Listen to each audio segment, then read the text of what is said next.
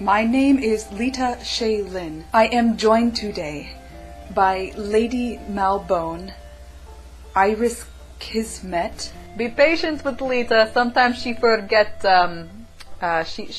words. And Paradox.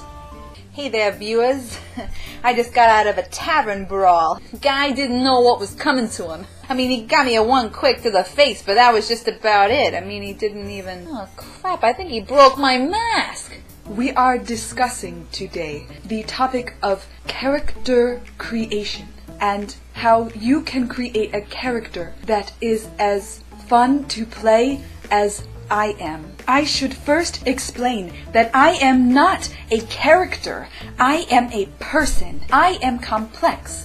And that is what separates a character and a person. Lazy LARPer from LARPforge speaks about this with great length. If you click on his face, you can watch him. So you decide it time to make LARP character. It very much like baby talk. When woman of my tribe decided time to make baby, she finds strongest male in which to mate, and then baby. You decided time to make LARP character. You take biggest, strongest idea, and mate, and baby. Okay, not really like baby talk. Bad advice, not natural. Inspiration for your character may come from many different places. I went on Facebook. Yes, I use Facebook.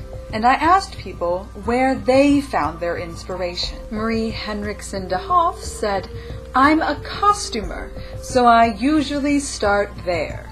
Aaron Vanek said, I try to play the opposite of what I played last.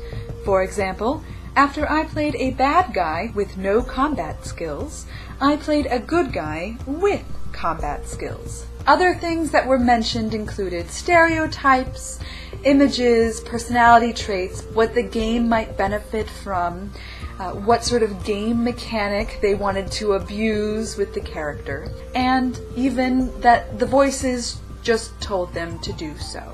Now don't think that every time you create a character you should create it the same way.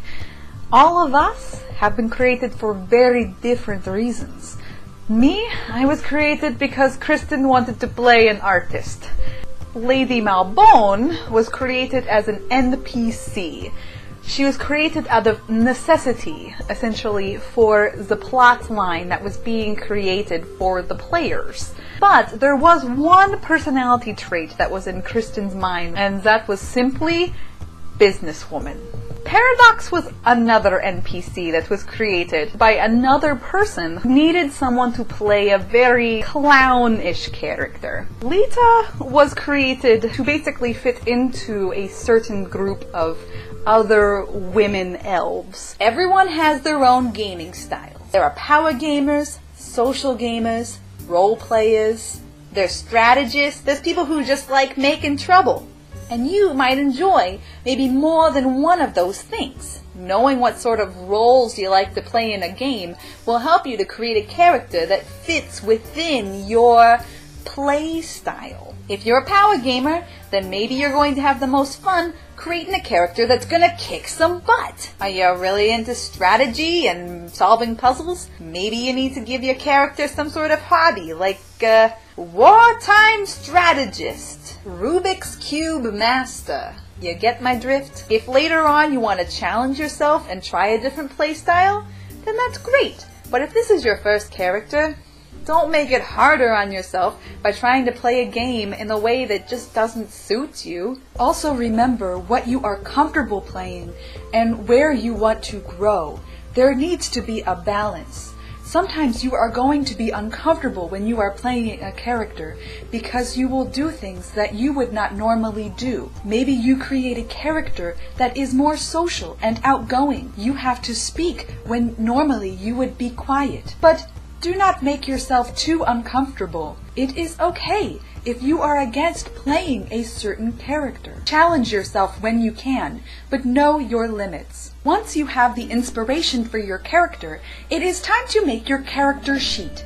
There are 4 main things you will likely come across on your character sheet. This is true for most LARP genres. Number 1, the name. The name should be appropriate. Consider what genre of LARP you are playing. Consider the race of the character and also the personality, so that the name might reflect the person. I like to use shorter, simpler names because it is always easier for other people to remember them. Iris got her name because it included an R and an S. Essentially, it was fun to say in her accent. Iris.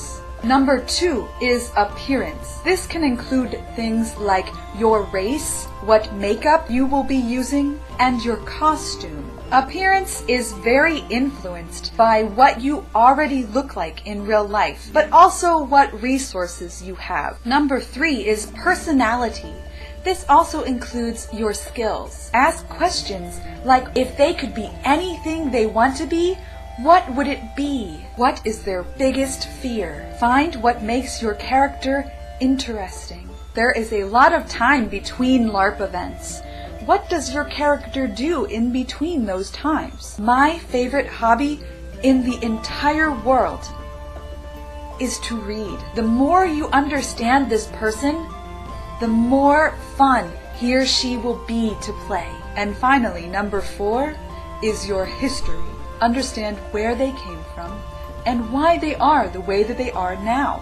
There should be cause and effect between the history, the personality, and even the name. This is what makes the person believable. It does not need to be perfect before you start playing the character. Your character will change after you start playing. I hope this has been helpful. Tell me more about your first character, even if it was years ago, or tell me about the character you are creating now. Next time on Stay in Character, Iris will talk more about your character's appearance. We will be talking about costuming and how to pick and evolve a costume for your character. Please subscribe, like, and share my face so more people can listen and enjoy Stay in Character.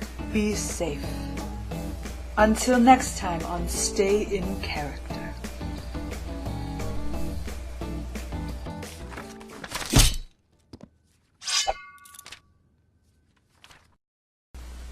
Except not really like baby talk. Not no mate, no mating, no.